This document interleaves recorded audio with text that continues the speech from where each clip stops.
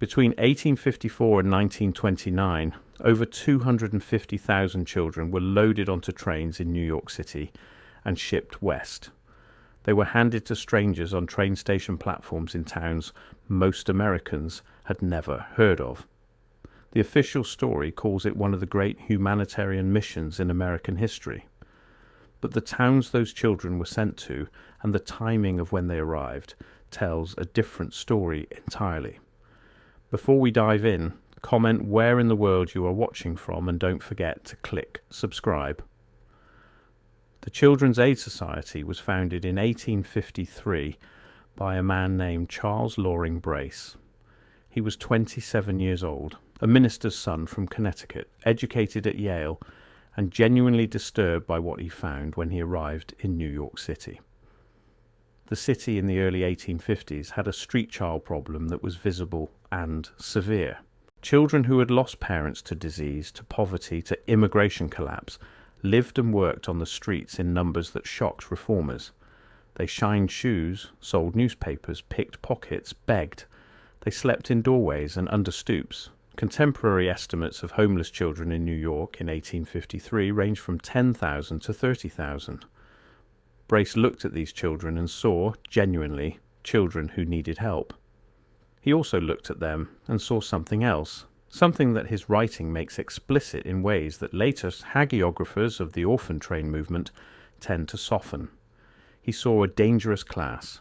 He wrote about the threat that idle, unsupervised children of immigrant stock posed to social order.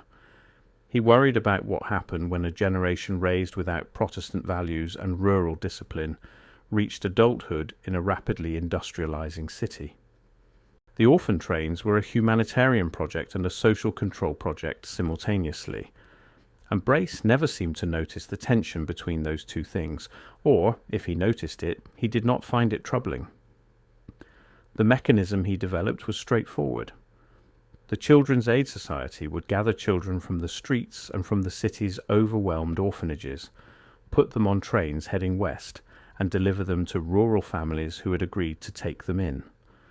The families received labour, the children received homes. The city was relieved of a visible problem. Brace called it placing out. The children who went through it called it many different things depending on what they found at the other end. What Brace did not advertise, and what the standard histories of the orphan train movement tend to minimise, is the degree to which the geographic destinations of those trains were not chosen for the benefit of the children. They were chosen for the benefit of something else entirely. Look at a map of orphan train destinations and overlay it with a map of railroad expansion in the American interior between 1854 and 1900. The overlap is not coincidental. The towns where orphan train children were delivered were overwhelmingly towns that had either just been platted along new rail lines or were about to be. They were towns that needed population. They were towns where land had been purchased by railroad-affiliated interests, and where the value of that land depended entirely on whether enough people arrived to build a functioning agricultural economy around the rail depot. The railroad companies of the mid-19th century were not simply transportation businesses. They were the largest land speculation operations in American history. The federal government had granted the railroads over 170 million acres of land as incentive to build the transcontinental and regional rail networks. That land was worth nothing without settlers. Settlers required infrastructure, which the railroads could provide through their rail connections. But infrastructure required a critical mass of population to justify its maintenance, and population did not arrive in the empty interior spontaneously. It had to be generated. The railroads ran aggressive immigration recruitment campaigns in Europe, promising land, opportunity, and a new life to anyone who would come. They ran advertising in eastern cities.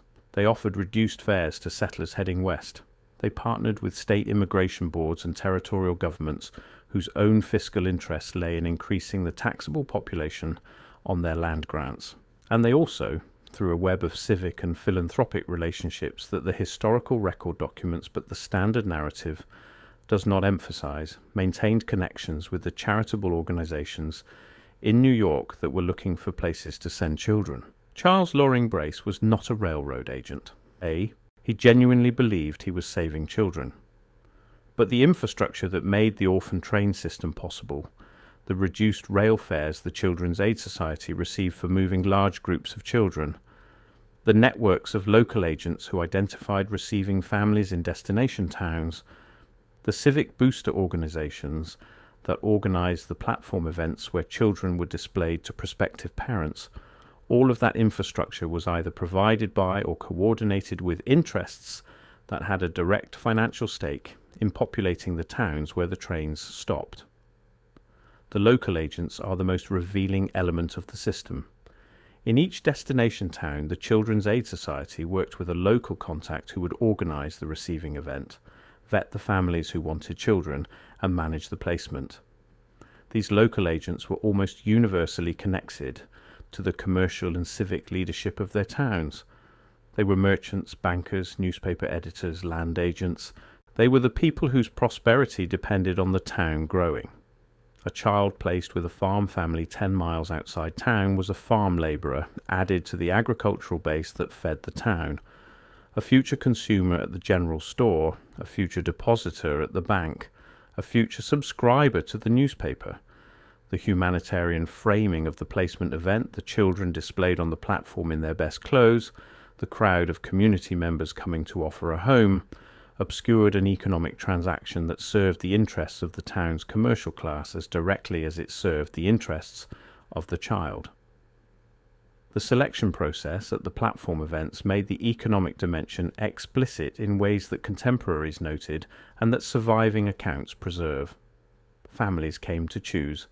They walked along the rows of children and evaluated them. Older boys who looked strong were taken first by farming families who needed field labour. Girls who appeared capable were taken for domestic service. Younger children and those with visible health problems were harder to place, and sometimes rode the train to the next town and the next platform event before anyone agreed to take them. The children who could not be placed were sometimes returned to New York, sometimes left in the care of local institutions, sometimes simply absorbed into whatever local arrangement could be made. The humanitarian narrative of the orphan train requires the children to have been rescued. The selection process on those platforms looked considerably more like an auction. The legal framework governing placements was almost non-existent. The Children's Aid Society conducted follow-up visits inconsistently. Children who were mistreated had no formal recourse. Children who ran away from placements were legally in a grey area that depended entirely on whatever informal agreement had been made at the platform. Families who wanted the labour a child could provide and had no particular interest in the child's welfare could generally obtain and keep that child with minimal oversight. The organisation knew this.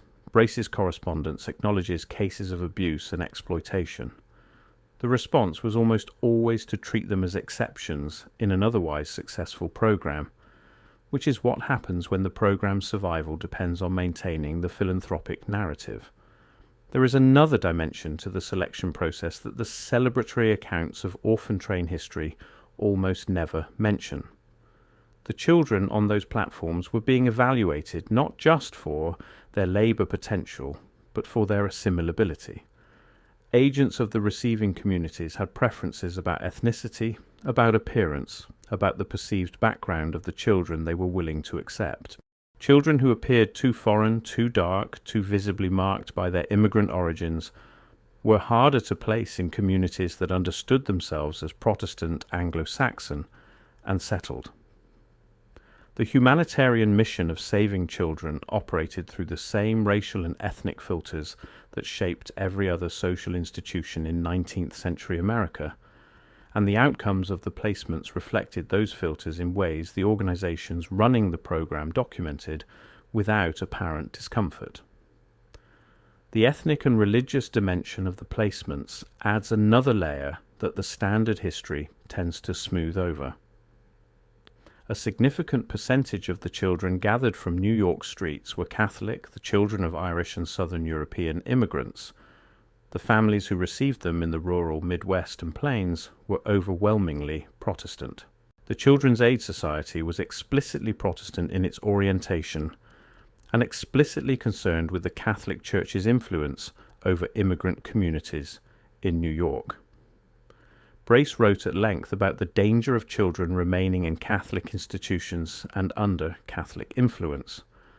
The Placing Out program was, among other things, a mechanism for removing Catholic children from Catholic communities and placing them in Protestant ones, where they would be raised with different religious and cultural identities.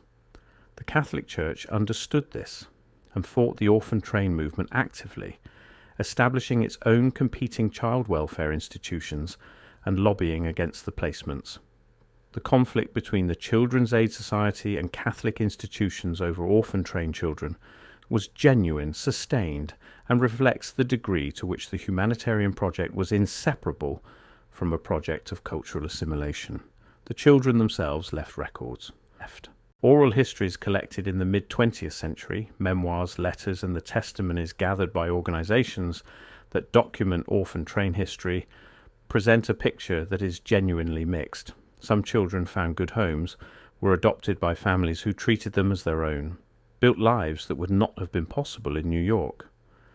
Others found exactly what the economics of the system predicted they would find: placements that were essentially indentured labor arrangements with no legal protection and no exit. The difference between these outcomes depended almost entirely on the specific family a child happened to be placed with, and that was determined largely by chance, by which adult at a platform event chose which child. The system had no mechanism for ensuring good outcomes. It had a mechanism for moving children from a place where they were a visible problem to places where they were invisible. The Orphan Train program ended in the late 1920s, brought down not by reform but by the professionalization of social work and the development of formal foster care and adoption systems that required documentation, home studies, and legal frameworks. The children who had passed through the system were scattered across the interior of the country, their origins often unknown even to themselves. Many had been given new names at placement. Many had been told nothing about their families of origin. The records kept by the Children's Aid Society and the other organizations that ran placing out programs were incomplete and inconsistently maintained. For decades, descendants of orphan train riders attempting to find their origins encountered institutional walls that were, in many cases, simply the record of a system that had never been particularly interested in who the children were, only in where they could be usefully placed. The towns they were sent to grew, the railroads made money, the land appreciated, the charitable organizations that ran the program received donations and public praise for their humanitarian work. And 250,000 children were distributed across the American interior like a resource, moved from where they were surplus to where they were needed, by a system that understood itself as rescue and functioned, in its structure and its incentives, as something considerably more complicated than that. The orphan trains were real. The need was real. The children were real. What was also real, and what the standard history of the program has consistently underweighted, is the degree to which a genuine humanitarian crisis was shaped, directed, and institutionalized in ways that served the economic interests of railroad expansion and Western land development. The children did not choose the towns. The towns were chosen for them by people who had reasons for wanting them there that had nothing to do with the children's welfare. That is not the whole story, but it is the part of the story that the platform photographs and the commemorative plaques and the museum exhibits in the destination towns tend not to put in the caption.